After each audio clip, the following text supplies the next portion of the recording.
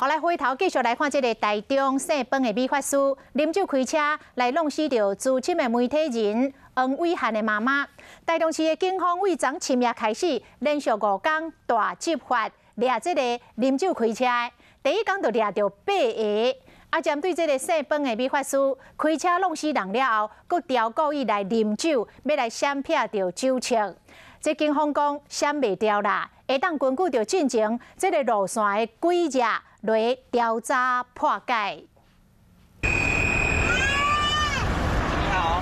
警察半暝在咧国大路口抓啉酒赛车的，针对6台车要求驾驶开车通做检查，这个检查嘛执行5天。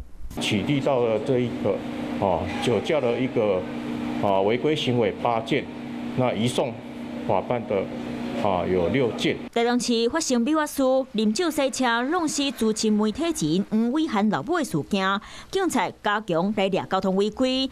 美法师伫咧弄死人了后，走去啉酒，敢若想要闪酒测，警察敢无法度看破伊的骹手。发生前的一个行为，包括他的行车轨迹，还有去过的地点，会详加调查，都会将这个状况移给这个检察官来侦办。